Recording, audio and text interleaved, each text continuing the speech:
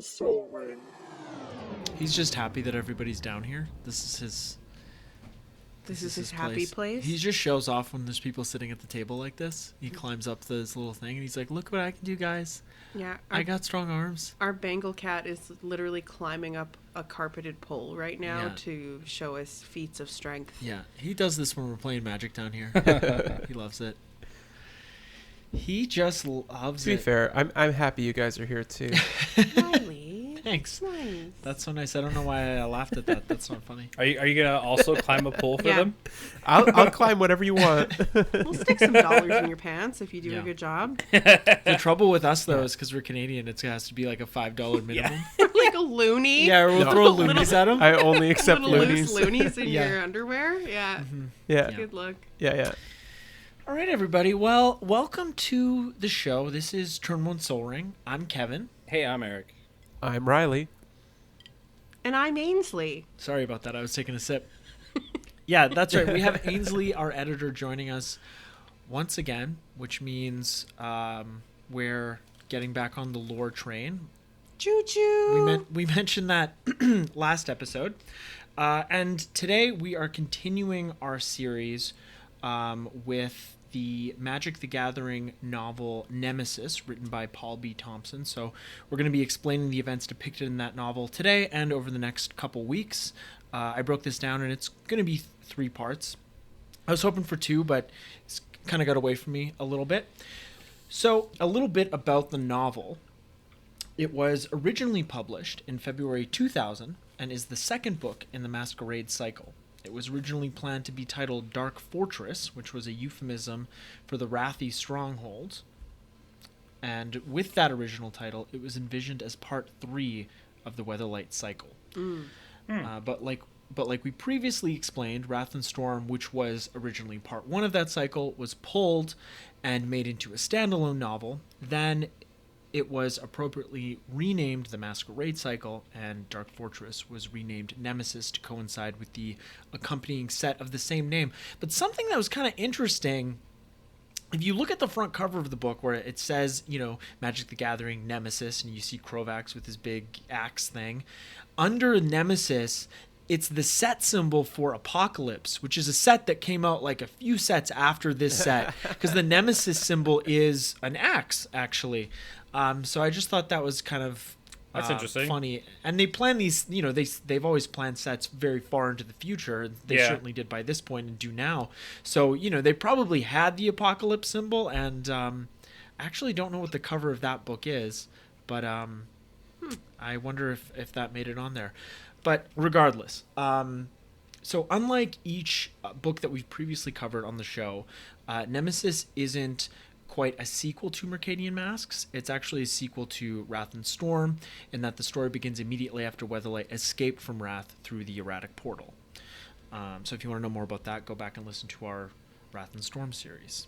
This one sort of happens at the same time as the last book. Yeah, but if you read the books and actually try to be picky about the time frames of both books, and this will come up more later, it doesn't really make sense. It seems like the writers of these books didn't really take any of that into consideration. And we've mentioned on the show previously, timing issues and things like that. And, that's just something that I think a lot of us notice when we read things and we're just it's fine. I'm just going to enjoy this. Sure. And they're different authors. Yeah, exactly. And there wasn't texting really back then. So yeah, it only just started. So. Yes, this novel and Mercadian Mask happen concurrently in the context of the larger story. So in Nemesis, we're going to find out what happened to those crew members of Weatherlight that were left behind, and we're also going to find out more about the characters that we met in Rath Storm, whether it's Grevin and his stronghold ilk, or Eladomri and some of the Rathi natives that we met. That means that our story today begins all the way back on the harsh plane of Rath. Actually, the whole book takes place on Rath. We're not going to see any other characters. It's the only plane in this book. That's right. That's right. Plain and simple. Hey. Oh, glad somebody said it. So this novel starts off with 3 storylines that converge with each other pretty early on. So we'll begin with those kind of one at a time. So does everybody remember Eladamri and his somewhat successful assault on the stronghold at the end of Rath Storm? Yeah. All right. Well, if you don't, again, you can go back and listen to that content. So Eladamri had a daughter named Avila, which, she wasn't introduced in Rath Storm, but he did have a daughter. And several weeks before the events, at the beginning of this story, her fiancé was captured and transported to Phyrexia. Oh. Once there, his memories were erased, and he was augmented to be faster, stronger, and deadlier. And after a couple weeks of training and indoctrination, he was sent back to Rath to retrieve his former fiancée. Oh, this also kind of sounds like the beginning of the hit film While You Were Sleeping. Really? No. But it also has to do with memory loss and fiancés. That's it. I was like, what? So that's a good 90s movie, though. So while the Stronghold assault was wrapping up, the Skyshroud elf turned Phyrexian agent snuck into his former village unnoticed. He located the hut where Avila slept, broke in, and crept beside her bed. Oh, he's creeping. He's a creep. He's gotten creeping. He's got a hood on. That means he's creeping. This is my creeping hood. I mean, if you don't have a creeping hood, what are you doing? The agent's orders were to bring Avila's body back to Phyrexia, so to avoid any struggle, he removed a small vial containing a powerful poison from his pocket, uncorked it, and let a single drop fall onto her lips. Oh, man. Oh, yeah, it She's just says pretty. bring her body back. Like, not bring her back, but her body. Just the body. Ooh. Just Wow. the meat. So, she must have sensed the presence of her former lover because just as the poison touched her lips, her eyes sprang open and met the agent's. But it was too late. She was already dead. R.I.P. So she, woke up and died instantly? Well, it's like if someone kills you in your sleep and you and then you just die. Yeah. Right? I don't trust. Whenever you say R.I.P. someone, I'm like, I don't actually think they're dead. Yeah, Okay, you're well, onto we're gonna something. see. We're gonna see. She's gonna get completed. So sometimes they are. Stark was dead. Yeah, Stark was dead. So the first part of his mission completed, the agent looked around the room for something to wrap Avila's body in, and while he was doing that, he heard a commotion from outside the hut. The elves on guard duty in the village were calling out that Eladamri and his army had returned from their assault on the stronghold. And then he heard another elf approaching Avila's hut, asking after her, reiterating that her father was returning. So the agent began to panic a little bit, and as a result, left the poison vial in her bed. Whoops. And when Eladamri later returned to investigate his daughter's empty hut, he found the vial, gave it to the village healers for identification, and after learning that it was a powerful poison, he carried it with him for later use. So, remember that. Anyway, the agent was still able to get Avila's body wrapped up in time to escape, and just as the lady elf whipped open the door to the hut, she saw the agent jump out the window with the body bundled over his shoulder. And witnessing their leader's daughter's kidnapping, the lady elf put the village on high alert, and the chase was on. Oh, it's on. The heat is on. The beach and the break of dawn.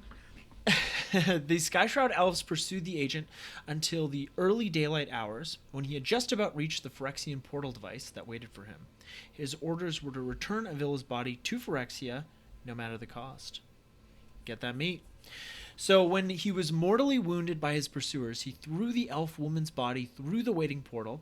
His mission completed, the portal slowly shrank and winked out of existence, which was the last thing the agent saw before he was surrounded by Skyshroud elves. Ooh. That's a picture of Phyrexian gremlins that I provided for you guys. I love That's it. nice. It's a film of I think it might be from Antiquities. I'm not sure. It's They an look- early set. They look a bit like Muppets. Yeah, they don't Let's look. be real. They don't look very scary. So, the other side of the portal was the fourth sphere of Phyrexia, which we've talked about on the show before.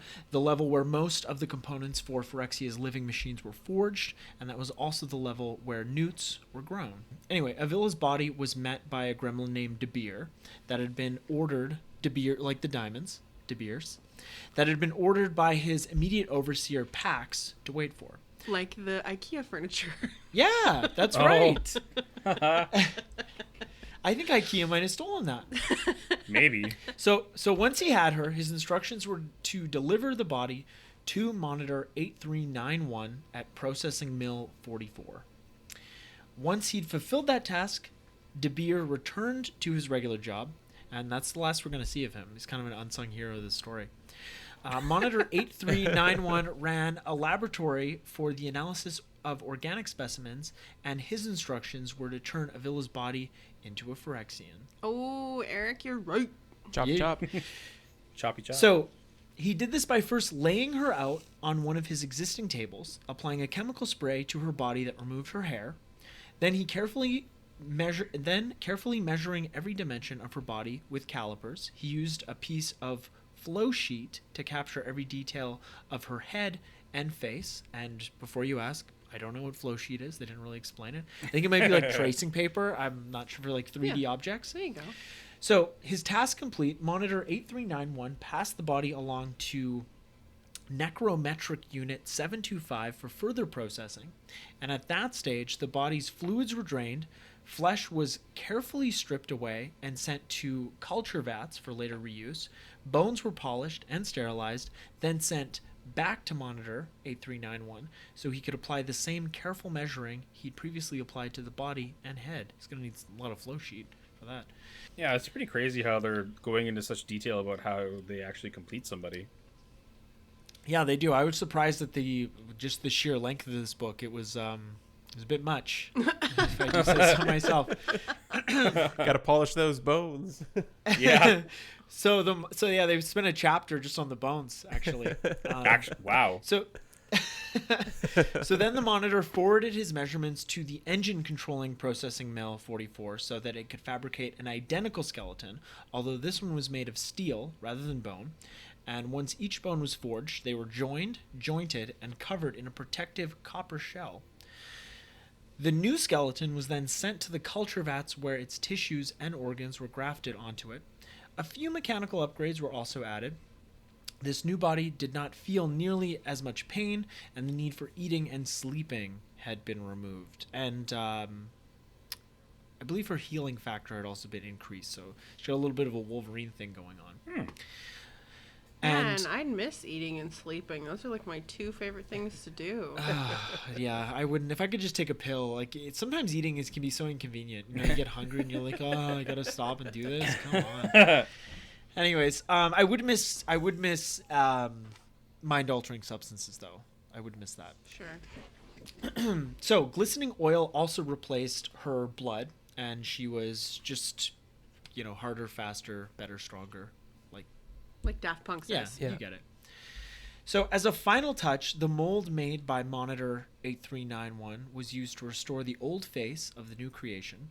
The body was then encased in a copper capsule and transported to the 6th sphere, where the inner circle member Abcaldro waited for her. Or it. I guess it's a body. Once there, she was transported to a climate-controlled room Abcaldro had arranged for her, and when she woke up in that room, she was no longer Avila. They had turned her into Belbe, and the name was derived from an old Thran word. Roughly translated, it meant lens. Ooh, she's a lens now. I can see you. Lens crafter.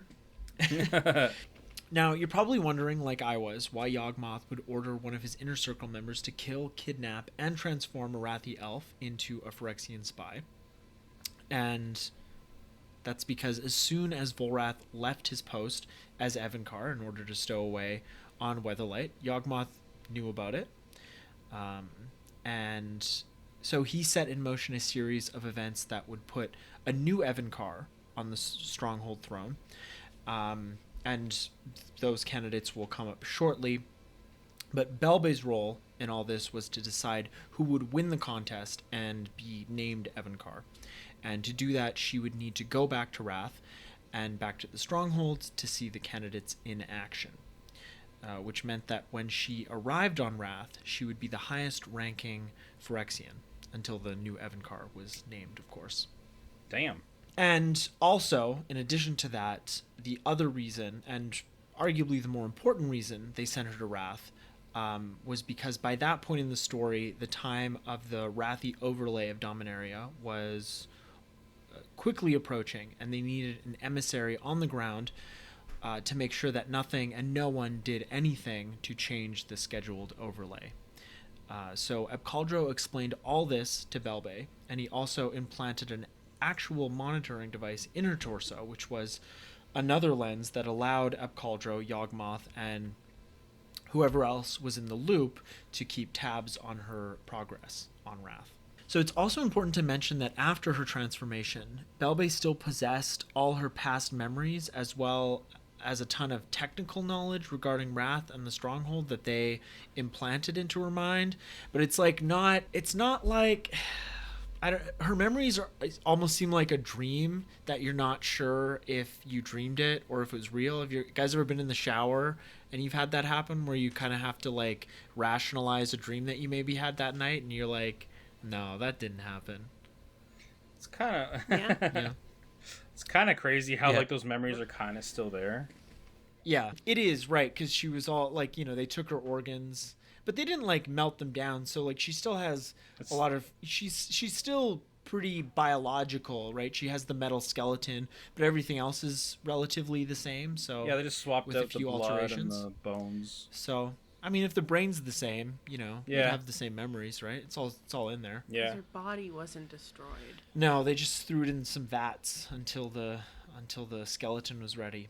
When she first spoke to Epcaldro, and he was explaining everything to her, she was a bit too literal with her answers, and I love the line that he gives her here. Learn not to speak what you're thinking. By doing so, you give too much away and bore your listeners. Yeah. Yeah, and I think that's just good advice for just everybody, When I saw that line, I was like, this is very in line with Mr. Smith's philosophy in general. But that's very Zen as well. Yes, It's it is like very Zen. Yeah, it's like rather than give away your like, I can't remember the actual quote, but it's something about like being a fool and like it's better to like be quiet than and have people wonder whether or not you're a fool rather than speak and confirm it.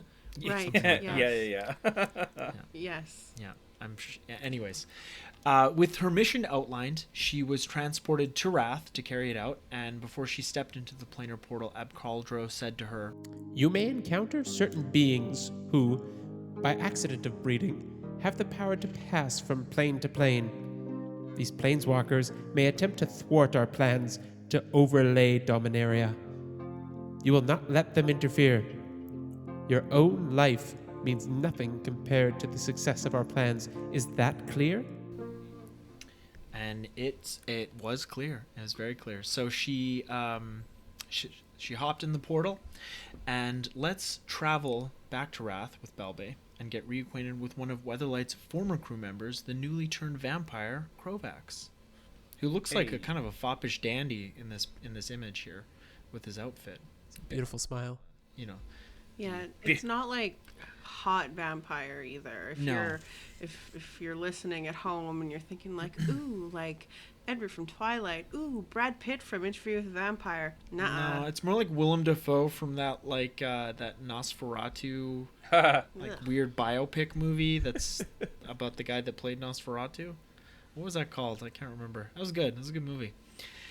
Again, we have another continuity error because when Krovax is introduced in this novel, he's a lot closer to the erratic portal than he was at the end of Rath Storm, which doesn't make sense because when Weatherlight left the Stronghold, it left Miri and Krovax behind in Volrath's Gardens. You guys remember that? Mm-hmm. Yeah. Yep.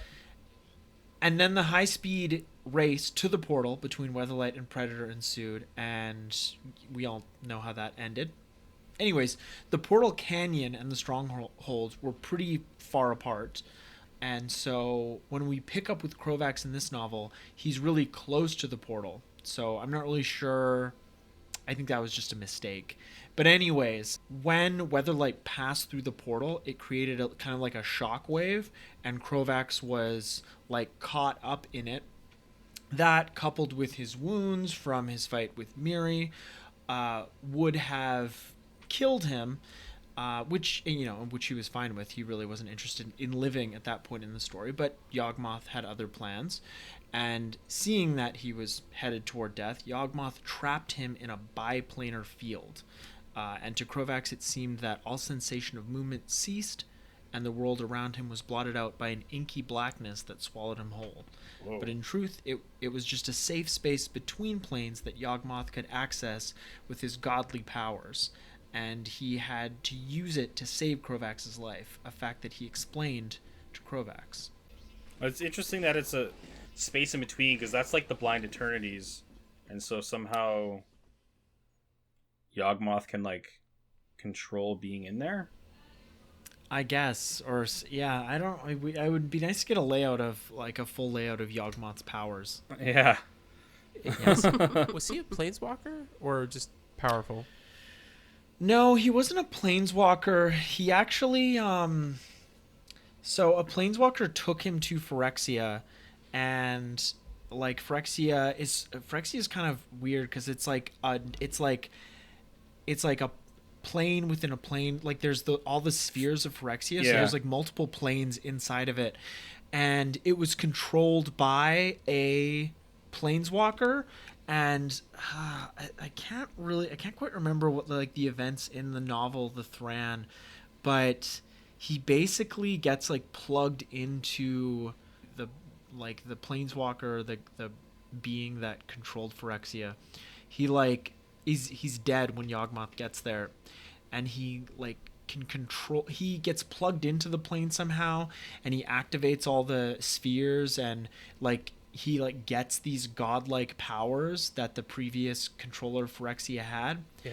And then he kills the planeswalker that took him there and like dissects her because he wants to become a planeswalker by figuring out like how to biologically become one. He doesn't understand that it's like just this thing that you either have or you don't have, right? It's like you're born with the spark.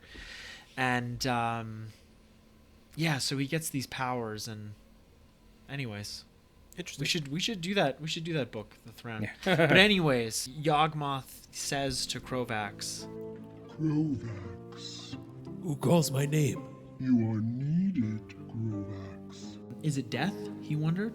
Is this the end of life? It's the beginning of your life, Krovax. Very well. Where am I? You're suspended in a biplanar field. It was necessary in order to save you. What do you want with me? Only to offer you a greater destiny than death. And if I want to die? You were born to command, Krovax. Generations of leadership have been bred into you. You've had some conflict, some personal loss. Will you abandon your destiny over these setbacks? Wouldn't you rather strike back at those who've hurt you, rather than surrender your life as their victory? Yes, I would. Then fly, Krovax. Fly to your ultimate destination. Speak clearly, damn you. What am I supposed to do? Fly, Krovax. Will yourself to your destiny. He felt stupid, but he imagined himself flying through the air, encased in a cloud of darkness. In the weird, visionless void, he did feel he was moving again. Was that a breeze on his face? Was it possible? Good, Krovax. You will be there soon. I am waiting for you there. And just like that, Krovax was on his way to Phyrexia. That's fucking crazy, too, that What the Yawgmoth heck? can be like, I'm just going to trap you in a biplanar field, and bam, you're in Phyrexia. Like, how did he not get Urza? I don't get this guy. Yeah. He's Yawgmoth daddy. He's complex. I believe I can fly. Oh, yeah, Rouse. I got shot by the FBI. All I wanted was a chicken wing from KFC or Burger King. Oh, KFC is bad. If you guys had KFC recently, it is fucking garbage. It is At least pretty you're in trash. Canada. Yeah, as far as fried Yeah, chicken goes, it's- it's like... It's so bad. Like, you have to tell them to, like, overcook it if you want it to be crispy, and even then it's bad. It's just Like, slimy. I it's- just find it's it's just slimy. Yeah, It's so bad. I have like I heard- never liked KFC, and I don't understand people who do like it. It used to be good. It Oh, used man. to be good. Like I used to in the, love in the KFC. mid '90s, it was good. Yeah, when Yeah. we were kids, it was the bomb. It was good. Now, like the fries are limp, the gravy's It's all bad. gelatinous. It's I, bad. I It's think just I think bad that's the bears. best way to describe it is limp. Yeah, Yeah. limp. limp. I heard Jollibee has good fried chicken. Yeah, There you go. Jollibee's Yeah, pretty I good. haven't- I haven't- Mary Popeyes. Brown's is pretty good. I like Mary Brown's. okay. Mary Brown's is Okay. pretty tight. I really gotta get I gotta step up my fried chicken game. You gotta 'cause get I'm some not- fried chicken. Yeah, I love fried Get chicken. yourself some Mary Brown's, man. Get a bucket of Recently, chicken. I was thinking I'm gonna make us some chicken and waffles soon. Okay. Yeah, I love. It's hard not to be hungry for fried chicken. There you go. Anywho, I would miss going back to what we were talking about earlier. I would miss would fried miss chicken. eating. Yeah, miss fried chicken. I would yeah. miss fried chicken. So, anyways, I'm not exactly sure which sphere of Phyrexia Krovax arrived on, but he was met by one of Phyrexia's higher ups named Kirill, who was one of Yawgmoth's inner circle. He healed the wounds Krovax suffered on Rath and began to indoctrinate him in Phyrexian ideology. They're always about that indoctrination. I appreciate that. Which was, only the strong survive, flesh is weak, and most importantly, Yawgmoth is in charge. He's all our daddies. That's right. Then Kirill offered Krovax a jar with a glowing yellow ball of energy floating in it. It kind of described it as like, have you ever caught like lightning bugs in jars? Kind of like that. So he told Krovax to open the lid, but to be careful not to let the ball escape. Don't let it escape. So Krovax held his hand over the mouth of the jar, and the ball of light was absorbed by his palm. He felt quite the rush of both ecstasy and power course through him, and he asked Kirill what had happened. What's going on? I'm feeling good again. So Kirill explained that because of Krovax's new cursed state, he could absorb the life force from creatures that were near death. So he was more like an energy vampire than a blood one. Oh, Hell yeah. Kind of like, you guys remember Morbius from the Spider-Man show, right? He didn't like bite people. It was those like holes on his hands. Mm-hmm. It was kind of like that. So, Kirill also explained that with each life he absorbed, he would become more powerful, and that's why he looks so jacked in the pictures from this set. Man, he's big. He's a thick boy. Thick. Oh, yeah. Riles, yes. Then a spidery-looking machine descended from the ceiling and wrapped itself around Krovax's head. And Kirill explained that the device was for his education. Trust me. It is important that you know the history of Rath, so that you will not repeat your predecessor's mistakes. These appliances will allow you to experience the past as it actually happened. Are you prepared for that? You will know terror and pleasures few mortal men have known. My appetite is very large. That's also what I say when I get fried chicken. Yeah, I was going to make a fried chicken joke. When I see fried chicken, when I think about fried chicken, the conversation we're having about fried chicken, When it's you all... listen to this episode again Yeah. and we talk about it again. I love that line. My appetite is very long. Some of these lines, like, Same I know girl. it's a serious story, but some of these lines I put in here because they're just ridiculous and funny. So once that was taken care of, it was time for Krovax's surgeries. And like Volrath before him, Krovax needed a few Phyrexian upgrades. So Kirill took him to the fourth sphere, where 3 birth priests helped him surgically enhance his body, and in addition to those enhancements, they also gave Krovax the ability to manipulate Flowstone with his mind. Did they give you like the numbers or the names of them again? Of the enhancements? No, Of the people doing the them like Phyrexians. No, earlier. they didn't actually. They just said like birth priests. Oh, okay. Which I think are the ones that, Seems a little you know, inconsistent. like, yeah. Riley, Yeah. it's a magic novel. It's inconsistent. Yeah. Yeah. I guess he doesn't have to change his name to Paul B. Pedantic. So Krovax was awake for the long surgery, and during it, he had a vision of killing Selenia, and he experienced the same anguish he'd felt when he'd killed her in the stronghold. It's like, dude, get over it. That was like yesterday. I love you so much. I'm gonna fucking kill you! If you ever break my heart again. Yeah, like the people, when we used to live downtown, all kinds of characters would be yelling outside of our apartment building, and one time this guy yelled, what did he say? He said, if you ever break my heart like that again, I'm going to effing kill you. Whoa, jeez. Yeah. Okay. So, Just you know. like, yeah, a lot of fun domestic disturbances downtown. That was great. I do miss that a little bit, the characters. Anywho. Yeah, so Krovax begged Kirill to rid him of the memories of the horrible things he'd done so he would never have to relive them again. And Kirill explained that he needed to remember all of his deeds in order to avoid making mistakes in the future. And he also explained that the only reason he felt bad about the things he'd done was because he still had a conscience, a concept of right and wrong, which was another weakness that Phyrexians didn't possess. So he asked if Kirill could help him out with his conscience, and Kirill obliged from the novel. Are you certain? What is taken away cannot be restored. Do it.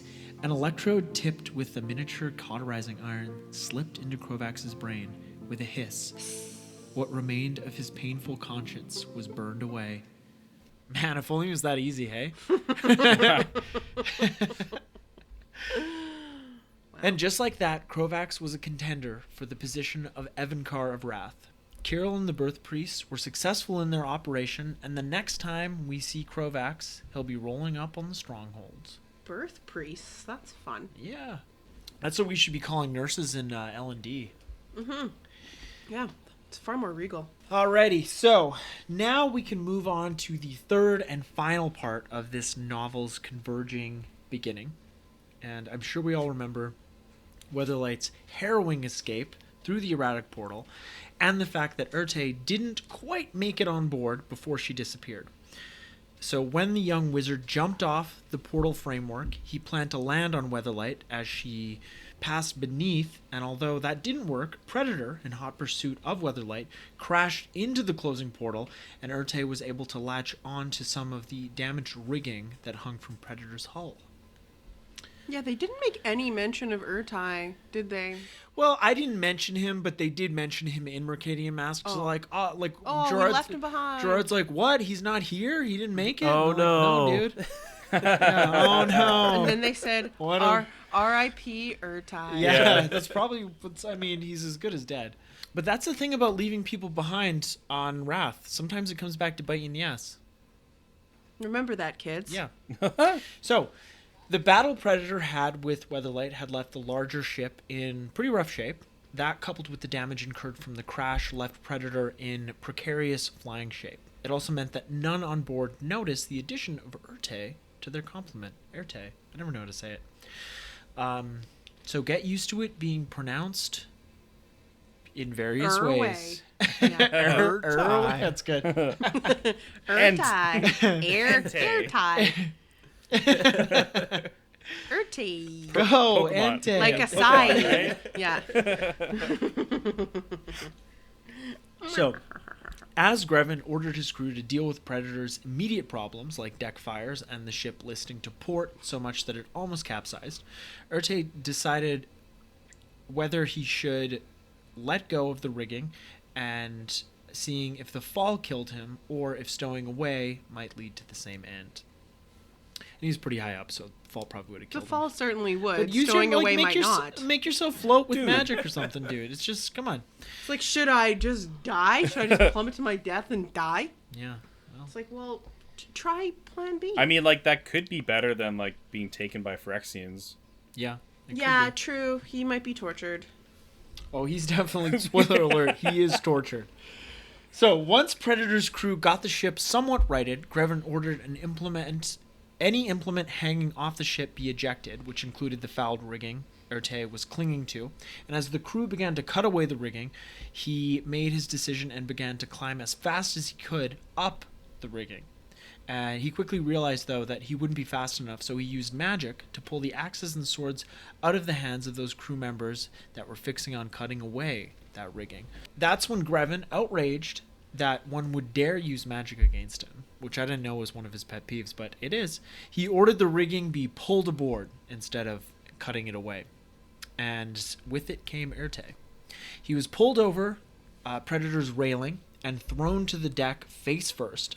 He was prepared for a beating, so he gathered his magical ability for a suitable response, and as he began to rise from the deck, he was met with the massive figure that was Grevin Ilvek, And remember, Erte had never seen the Rathi leader up close before, and this is from the novel. Grevin bore little resemblance to the man he once was. Head and shoulders taller than anyone else on Predator, he towered over Ertai. It was impossible to tell where his armor ended and his body began. Grafted muscles coiled around his limbs, shoulders, neck, and chest. The unnatural patterns of sinew and armor plate led Grevin a reptilian look, a resemblance heightened by the waxen gray cast of his skin. Add to that the cuts and scars of countless combats, and Grevin was a forbidding sight to the newly saved young sorcerer. Oh yeah, he's muscly. Erte congratulated Grevin on making the correct decision on bringing him aboard, but Predator's captain wasn't interested in entertaining a stowaway, especially one that was a former member of Gerard's crew. You know, 'cause Ugh, Gerard, you're friends with Gerard? Yeah. I don't want to be your Yeah. friend. he embarrassed me. You're not invited to my birthday party. So he ordered the surrounding crew members to kill Erte, but as they advanced on the young wizard, he used all the magical ability at his fingertips to fend off their attacks. Wizard. Yeah, he actually like made one of like their hair grow like crazy, which like stumbled them. Like Oh, he did that's he did some fun silly. stuff. Yeah. Wow. So he was successful enough in the first few minutes of the attack for Grevin to notice that he was quite talented. So when Erte finally ran out of energy to cast spells and Grevin's men were about to kill him, Grevin ordered them to stop. He's spent. Chain him up. I'll take him back to the stronghold. And one of Grevin's sergeants, Nasser, oversaw that order and allowed his men to take their frustrations out on Erte while they fulfilled it by beating him. And although when Nasser's men began to kick the young wizard, Grevin said, Fists only. I want a prisoner who can give me information. which is pretty good, right? Like just do fists. You Yeah. know? Don't say if you start kicking. That's come on, guys. Yeah, come on. Give him the I like that. fisticuffs. Yeah. Too much.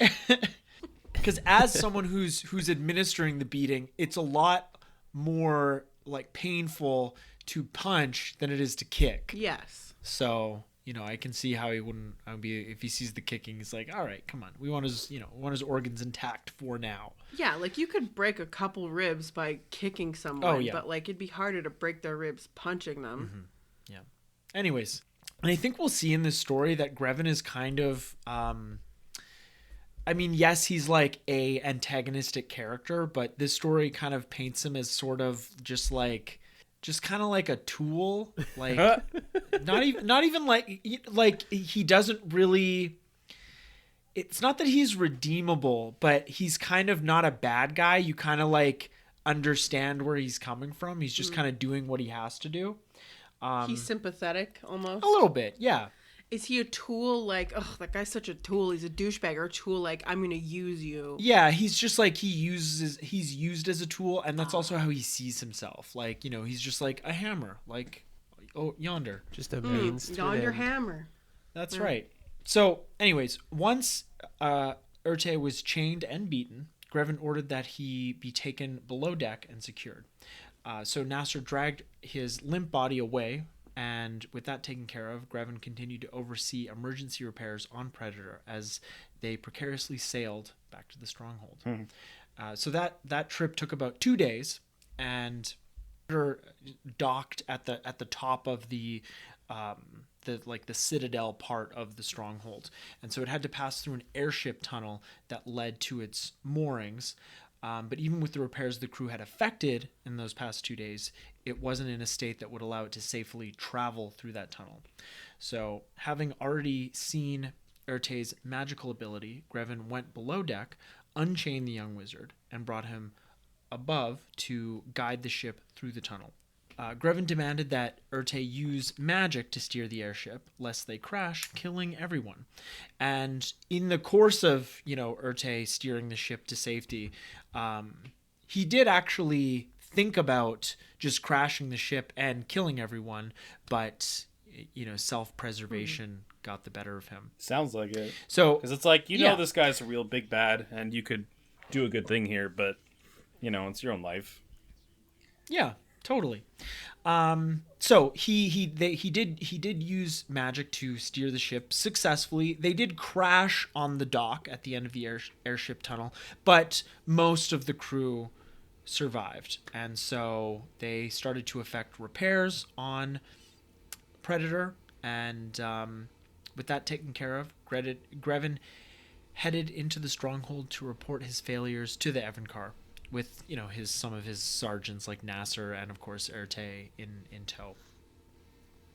So once he reached Volrath's private chambers, he was met by the Chamberlain of the palace, Dorian Ildal.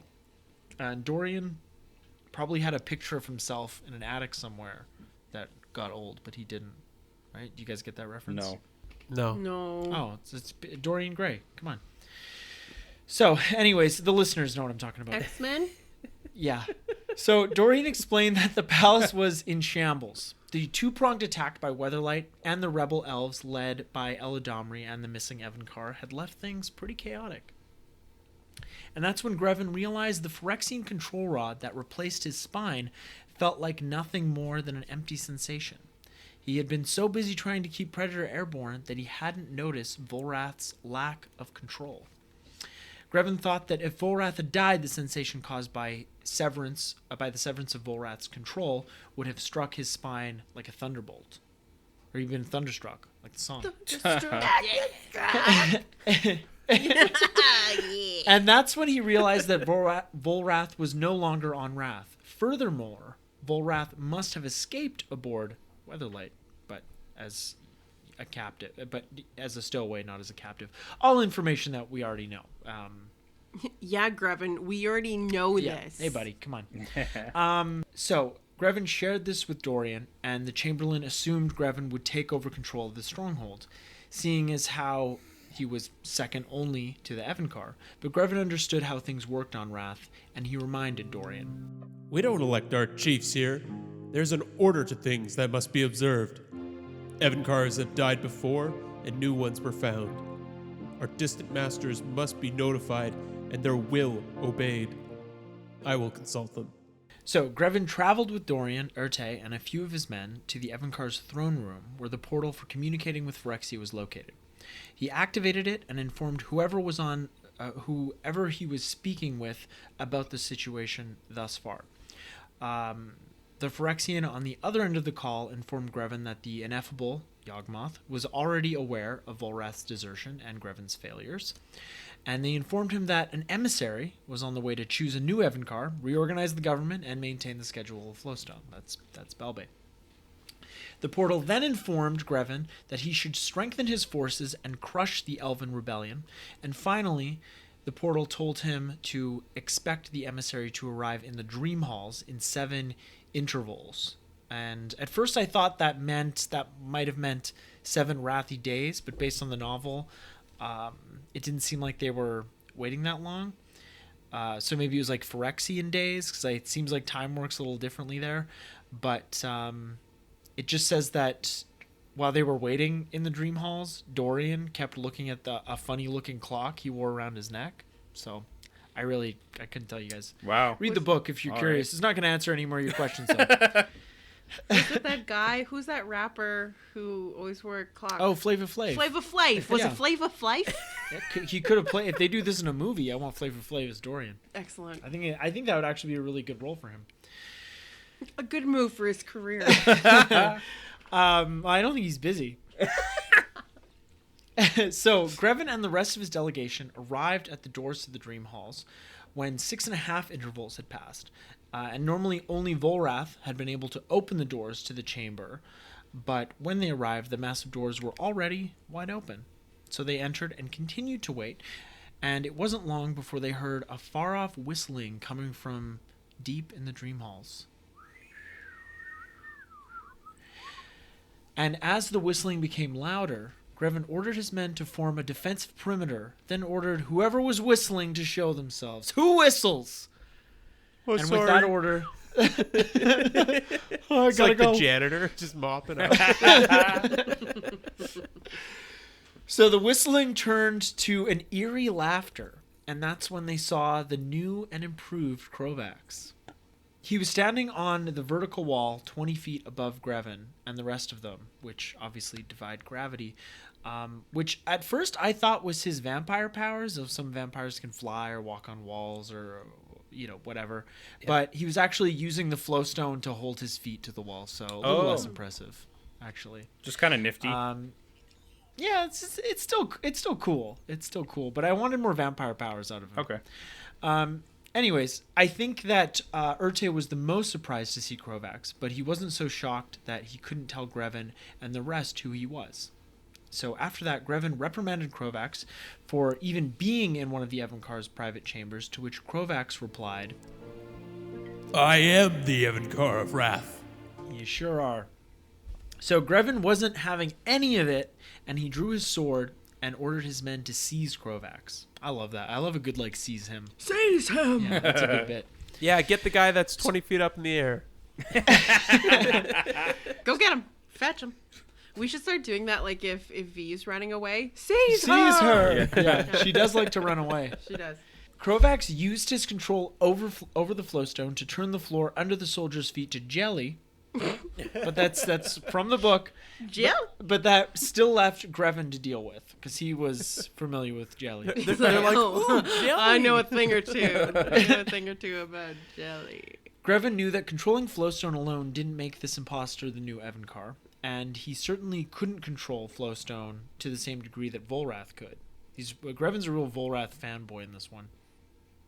Greven also volunteered the information that Volrath could control the rod in his back, claiming that if Krovax was the new Evincar, he should be able to do the same. But either way, Greven told Krovax that he had one chance to stop him before he killed him, and then the two fell into a vicious duel. So, it's a good thing that Greven isn't vying for the position of Evincar. Also, why would you volunteer that information? Yeah. About the control rod? This guy can obviously control the flowstone. What are you doing? Should have listened to Kirill's advice. Yeah. Who said it? No. Was it Kirill? It was up Who Cauldron. said Yeah. It's these fucking names. Yeah. Don't worry about it. The shut up and don't prove that you're stupid quote. Yeah. Just dude, what are you doing? Anyways, their contest was interrupted by a shockwave blasting through the dream halls, one that sent Dorian and the Courtiers flying, while Urte, using magic, also familiar with jelly, was able to embed small finger holds into the flowstone floor to hang on. And that's when they saw a gray cube tumbling through the center of the huge chamber. As it tumbled, it grew in size until it was about 30 feet on each side. Then it stopped, and the surface of the cube began to bubble. Shortly after that, Belbe stepped through and into the dream halls. She was covered in a suit of armor, and when she emerged from the portal, none could immediately see what she looked like, but they could tell that she was no taller than Urte. She raised her... It was a cube that she came in? Yeah, it was a cube, and then I guess it was like a portal, and I guess if there's no portal device on the other side, it's like a cube. Okay. I was like, that's not the best way to transport yourself. Use a circle, goddamn. Yeah, more aerodynamic. That is trying to roll this cube. Yeah. Chilling in the cube, and then it's like, oh, it's bubbly. And Yeah. she's like, here I am. So she raised her hand, but not in greeting, because a small Phyrexian device she held made a chirping sound, and the portal began to shrink. As it did, it spat out 4 large black metal boxes.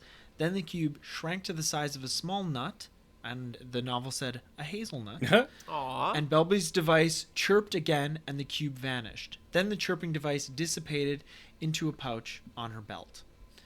And while all of them looked at the armored figure, Belbe removed her helmet, and I love Urte's reaction to this. It's a girl. So, Boy, emissary was yeah. like the first Rathy girl. I guess we have Takara, but that's about it. So even though the emissary was clearly Phyrexian, she also resembled the Rathy elves. In addition to that, Urte could tell that she was little more than his own age of 19. Wow, wow, wow. Yeah, he's getting a little sweet on her already. And that's when Krovax introduced himself. I am Krovax, the new Evincar of Rath. I've heard of you. You exceed yourself. I'm here to appoint a new governor, and I have not chosen you yet. Nice. Put him in his place. So Dorian and the other courtiers introduced themselves, but Belbe was as nonplussed by their introduction as she was by Krovax's. And lastly, Grevin greeted Belbe and informed her who he was and what his role was. After that, Belbe's first question was who the chained-up wizard was, because she was probably doing a little like bow about him. It's a boy. No, okay. She didn't say that. It's a man. It's a man, baby. So Grevin told her that Erte was just a prisoner of war and to pay him no mind. But mind she paid. Oh, she paid. She ordered that he be taken somewhere to be interrogated, and her 4 boxes be taken to the Evincar's personal quarters, as she would be occupying them. The courtiers carried the boxes to the Evincar's quarters with Belbe in tow. Grevin saw to Erte's interrogation in the dungeon, while Krovax went to inspect the army, because he was planning on ruling Rath, so he would probably need to know the state of the stronghold forces. And Nasser, Grevin's top sergeant, and that's the thing about this army, it's like Grevin, who's, I don't know, like the supreme commander. I think they call him Dreadlord in the book a lot. But then the next guys down are just sergeants. Like, and I mean, I'm not going to pretend to know everything about the military, but sergeant is not a lofty position. Like, you have like lieutenant above that, and then like captain above that. Or maybe it's the other way around, but then you have like major, and it's like, that's not a high ranking position. But anyways, I guess they do it differently on Rath. All of those positions pale in comparison to Dreadlord. Like, Dreadlord is Totally. pretty fucking metal. That's well, that's why he's in charge. Totally. Metal. Yeah. So Nasser accompanied Krovax while he inspected the army, and the two got to know each other. And it turned out that Nasser was a bit of a Vadi Ildal. Remember him from Rath Storm? Tried to kill Grevin when they attacked Weatherlight when it arrived, and Grevin threw him overboard. Sure do. Anyway, He had crazy eyes. he did. And Nasser wasn't too happy with how Grevin ran things. And Krovax was more than happy to tell the sergeant that if he were in charge, Nasser would be far more appreciated. It's like, dude, if we were dating, I would treat you so well. And so the seeds of dissent were sowed. Anyway, getting back to Belbe, she made her way to Volrath's private chambers, and once her boxes were delivered, she took inventory of them. The first 2 contained her clothing, of course. And her skincare. That's right. While the third held a variety of weapons and power stones to power them. The 4th box contained 3 smaller boxes. Inside those boxes were a nanomachine conversion accelerator, a power unit, and a remote transplanar portal, respectively. All right. And she was to install the conversion accelerator and its power unit in the Flowstone factory, which was just one more tool that would make sure production stayed on track. As for the portal device, I'll explain that next week. Then she found Volrath's bed and took a much-needed rest, but not sleep, remember? She does not need to sleep. So, getting back to Erte's interrogation, Grevin had taken the young wizard to the dungeon, where many enemies of the stronghold resided. He not only asked Erte questions about Weatherlight and her crew, he also threw in a healthy amount of torture. Grevin, accompanied by 2 Mogs, began by tearing Erte's shirt off, which Erte didn't mind too much, because he'd been wearing it for days, so it was basically falling off. But he was concerned about the assorted irons roasting in a brazier. Oof. 3 feet away. Brazier. Sorry, I pronounced that wrong. Oh, no. So after...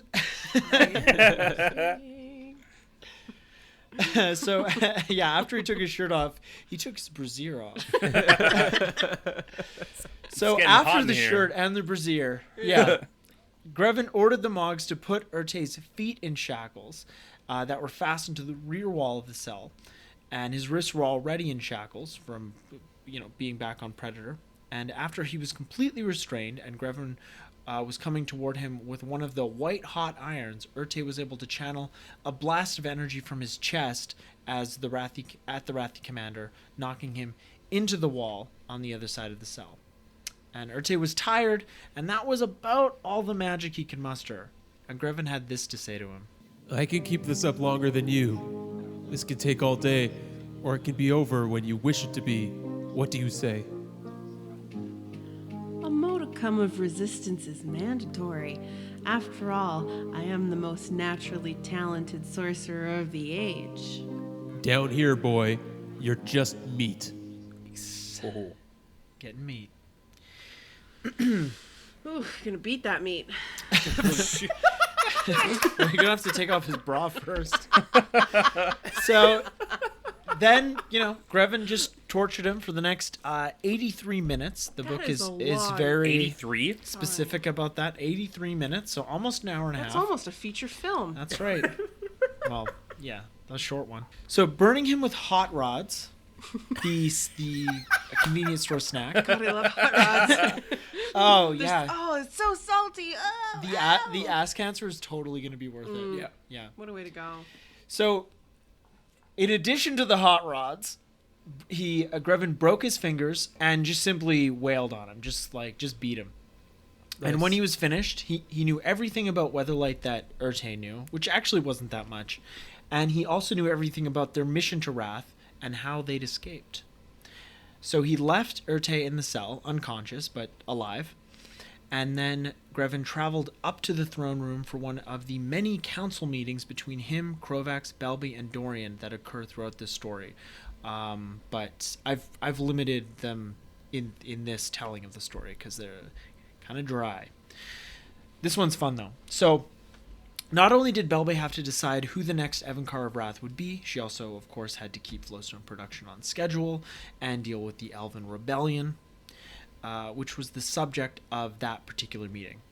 When Belbe arrived at the meeting, Dorian and Grevin were waiting for her. Dorian began by going over the details of the Stronghold's assets. Hundreds of people called the Stronghold home, and Dorian was deep into the mundane details of how all those people were fed every day when Krovax arrived. Okay. He entered the room with the sergeants of the Stronghold army in tow and sat across from Grevin at the table they all shared. He was instructed to inspect the armed forces, and who better to get the details from the man ranked right below Grevin? They'd be like, he'd be like sub Dreadlord or something, or like Lead Lord. I don't know. Lead Lord. Dread guy. Dread guy, that's good. Hey, Dread guy. So, with Dorian interrupted, Grevin explained what he'd learned from Urte, information we already know from our Rath Storm series, and he finished by claiming that the next time he encountered Weatherlight, she and her crew wouldn't escape, to which Krovax lambasted the Rathi commander for saying that the next time was basically loser talk, that's my phrase. So then, without warning, Grevin lunged across the table, grabbed Krovax by the throat, and started wailing on him. The two fell into a vicious fight, and it looked like Grevin was winning, and stranger still, Belbe wanted him to win, which was strange because she was supposed to be indifferent to the contest of who would become Evincar, which is how her masters had designed her, but, sometimes you just can't get rid of desire. She's got the desire to... She has the desire to sire because someone has to be the sire of, isn't that what you call a king or a monarch? Aren't they like sire? I think that works. Anyway, the fight was going well for Grevin, so well that he began to taunt Krovax, asking him why he wasn't using his control over the Flowstone to aid him, which was something that Belbe was wondering, and just as she was, Krovax lifted his smiling face from the balled-up position he was in and said, Do your worst, savage. This is the last time you'll ever lay hands on me. And you guys are probably wondering, like I was, why Krovax hadn't used his command over Grevin's control rod. And that was exactly why he was smiling. Krovax didn't yet have the kind of control over the Flowstone that Volrath and previous Evincars had, but he had mastered the control rod, and probably because Grevin mentioned it, and he now knew about it, which, again, that's just weak storytelling. Yeah. So he used the control rod to send torrents of pain through every square inch of Grevin's body. Racked with unendurable pain, Grevin fell to the floor screaming. Then Krovax was the one doing the taunting. Anyways, Belbe thought that Krovax enjoyed torturing Grevin a bit too much and ordered him to stop. He did, but seeing as how he'd bested the commander of the Rathi army, he demanded that Belbe make him Evincar right then and there, claiming that no other approached his power. She had this to say on the matter. As I see it, your power is limited. You can influence flowstone in your immediate vicinity, but only with great concentration. The shapes you create are not permanent. Just now you were too busy evading Commander Grevin to think about flowstone, were you not? And at what range can you affect a control rod? 1 yard? 10 yards? More is required than psionic ability. Can you command the army? Can you execute the orders of your overlords faithfully and without question? Krovax sullenly said nothing. Oh. My decision will be deferred until I have sufficient evidence as to who is best qualified to be Evincar. Then she asked Krovax for his assessment on the Stronghold military, and he explained that it was in shambles since the rebels attacked it days or weeks earlier. I'm not exactly sure the time frame here. Again, the inconsistencies. So Krovax requested leave, men and Mogs, and supplies to travel to the Stronghold Forest in order to wipe out the Eladamri-led elves. Belbe granted permission, and Krovax planned to take the cream of the army, which was 10,000 men in total, the same amount of Mogs to carry supplies, and with that decided, Krovax limped from the chamber, stepping over the still prostrated Grevin. After the doors closed, Grevin crawled to a chair, and Belbe asked him what he thought of Krovax's plan. Eladamri will do what I could not. He will kill Krovax. Unfortunately, he may also kill the best part of my army. Yeah, he's a practical guy. So, anyway, back at the Skyshroud Forest, Eladamri was having a meeting with some Rathi rebels. Every race on the plane was represented at the meeting, except the merfolk, of course, because they're, like, primitive, I guess. Anyways, most present were Dahl and Vec, with one core male lingering at the edge of the crowd. All told, the group numbered about 50. They had come to hear Eladamri's plans and decide if the core and Dahl factions would join the Elven Rebellion. Eladamri planned to join his army with those of the other tribes and march on the stronghold once more. When a couple of the Dahl and Vec leaders, Tant Jova and Darset, asked how they would make it across the stark plain without Predator riding up on them and raining death from above, the crowd erupted with unsettling murmurs. And that's when the male core that I mentioned spoke up. He introduced himself as Fura of the Fishers of Life, which were a core faction that spied on the stronghold goings-on, and because of that, he told the gathered folk that Volrath had left Wrath, and more importantly, that Predator was currently in ruins and unflyable. So without Predator, Grevin had no long-range reconnaissance and no ability to strike at great distances. And there were, however, 30 small outposts periodically stationed between Skyshroud and the Stronghold. Eladamri planned to take control of all of them if the Dahl and Vec tribes would pledge allegiance to his cause. And they agreed, of course, and then put things in motion to enact their plan. Can't keep this guy down, eh? Daughter's murdered, kidnapped, I guess. He's just like, you know what? Nope. Coming for you. And his, they do mention in the story that like his wife is already dead, like, you know, before he's even introduced in a character in Rath Storm. So he's just like, you know, this is more important than me. Anyways, back at the Stronghold, Urte was sitting in his dark cell getting thirsty. There was a spigot on the wall above him, but he was chained up, so he couldn't get any water out of it. Or could he? Ooh. He's getting So thirsty. by that point in the story, for Belbe. Yeah, I was going to say. By that point in the story, he had noticed that he had some influence over Flowstone, and seeing as how the water spigot, like everything else in the Stronghold, was made of the material, he applied some of his magical skill in an attempt to make the water flow. And guess what? It worked.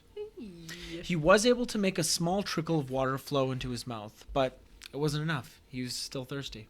Mm-hmm. Realizing the sway he had over Flowstone, he refocused his skill, and when he did, water gushed from the spigot, covering him in water and quenching his thirst, like one of those Diet Coke commercials from the 90s. I mean, like, if you get completely covered, like, how much gets in your mouth, though? And you're shaking your head, like, side to side. Yeah, you're not going to have time. Yeah. Well, maybe he just absorbs it through his skin. Could be. Okay. Yeah. Anyways, his thirst was was quenched. At least that's what the novel said. And when he wiped the water away from his eyes, he realized he wasn't alone. Belbe had been watching him through the viewport in the door of Urte's cell the entire time. And that's a picture of what Urte would look like if they just left him in the cell for like 50 years. Dang. She'd been so intrigued by the prisoner since her arrival in the stronghold, and after his command over Flowstone, she offered him parole if he promised to try not to escape, which he agreed to, even though he was definitely going to try to escape. Yes, you agree to anything. Yeah, of course. Yeah. So then he asked what he was supposed to do once he was released, and Belbe said, I want you to work on developing your ability to influence Flowstone. If you can control it, great things await you. Are you offering me a job? Urte asked wryly. I'm offering you a chance to become Evincar of Rath. Boom. Whoa. Also, that's a fun way to write your name, Riley. Yeah, I know. W-R-Y-L-Y. Yeah. Never even thought about it.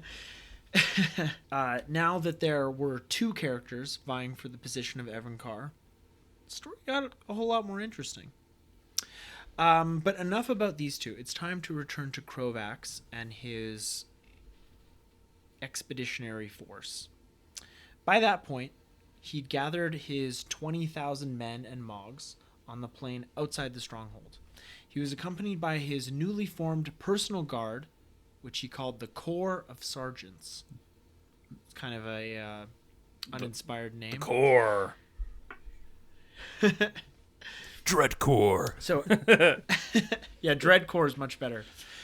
So, at the head of that group was the aforementioned Sergeant Nasser, who was a little tired of Grevin being in charge. And Krovax and his sergeants walked through the ranks of men and Mogs, and when they arrived at the front of the group, Krovax displayed his growing control over Flowstone, which really wasn't anything too impressive. He basically formed the ground in front of him into a big rectangle, but the men that could see it were pretty impressed. So Yeah, because they probably don't see that kind of thing often, and you're like, ooh, look what this guy can do. Ooh, look, yeah. And it didn't seem like Volrath was a big, performer. Yeah. But anyways, Krovax explained where they were going and what they were going to do when they got there. Details we previously mentioned. Then he produced a scroll from his pocket and read a list of 18 names. They were the names of officers, and Krovax asked them to step forward. Each officer was in command of a company during the recent assault by the Elven rebels. Krovax explained that each of those companies was either outfought or outthought by the elves, and as punishment for their abject failure as commanders and soldiers, the officers were being put to death by Mogs. And there were a group of Mogs waiting, clubs ready, to beat them to death. And by the way, to be killed by a Mog on Rath was a kind of like the most dishonorable way to die. Oh, okay. It's like it's just a not Death good. by mogging. Yeah. So 6 of the 18 officers fell to their knees and begged Krovax for their lives. And they were immediately dragged off by Mogs and quickly beaten to death. There's something about the beating to death. It's like the end of Casino when Joe Pesci and his brother get beaten to death with bats. I just I can't watch that stuff. I don't like it. I'm not good with torture. So the other 12 officers drew their swords and formed a defensive circle. These guys are awesome. Decided that they'd take as many Mogs with them as they could. And as a reward for their last soldierly act, Krovax decided to let the officers live, although they were reduced to common soldiers and assigned to the 1st Scout Battalion, meaning that they would lead the army into Skyshroud. And if they distinguished themselves in battle, their former ranks would be restored. It's a good. Cool. It's not what I would do, but it's a good power move. So then Krovax dismissed the army, ordering them to return once 6 intervals passed. Again with the intervals, I don't know. While they were gone, Krovax and his corps of sergeants made their final plans for the upcoming expedition. But at one point during the planning, Krovax just wandered off as if in a trance. The group was still standing near the pile of bodies left by the Mogs, and the smell of blood is what drew Krovax away from the sergeants, but we already know that he wasn't interested in drinking blood, vampire though he may have been. And as he drew closer to the bodies, he sensed that one of the men was still clinging to life, just barely. And when he came upon the man, he absorbed his fading life force. And if you remember on Phyrexia, Kirill had given him a taste of what it was like to consume the life of another living thing. But that had been the life of an animal. Apparently, consuming the life of a sentient creature was just like pure ecstasy, not to mention gave him a lot more power. It's like when you do one of those pre-workouts. So, anyway, Nasser walked over to Krovax after he'd been standing over the bodies for about an hour and asked him what he was doing. And Krovax basically said that if he was standing over a bunch of bodies, that meant that he was busy. But they did have to get their expedition underway pretty soon, so Krovax ordered the bodies be strung up on gibbets overlooking the path the army would take while marching away from the stronghold. Then they finished up their plans by the time the army returned and headed for Sky Shroud. And that's where we'll pick back up for part 2 of Nemesis. A booyah. Nice. What if the writers were like, So it's too hard to keep track of all these days. What's something we can do? Intervals. That sounds good, right? Let's just make some shit up. Like, This isn't important.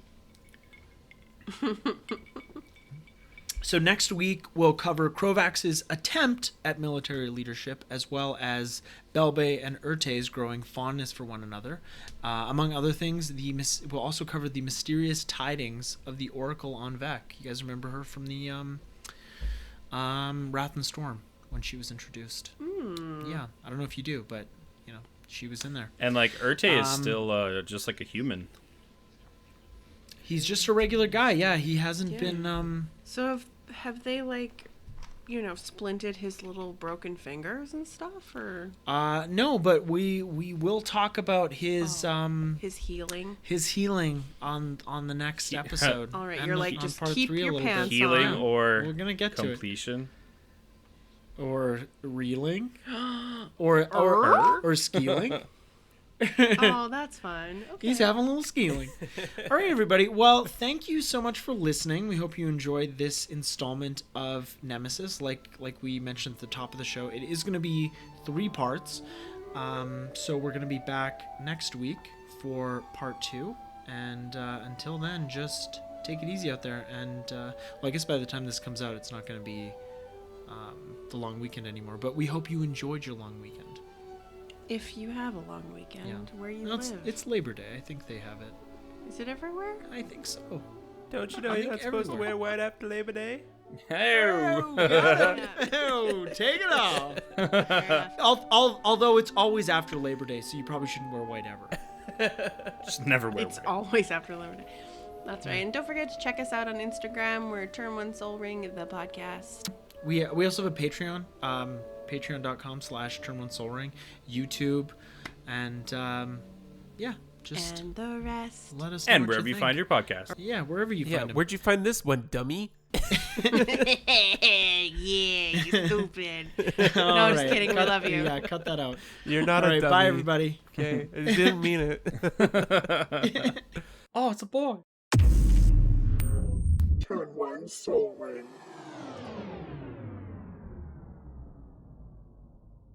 Oh no, Abra's eating the strings on Kevin's hoodie.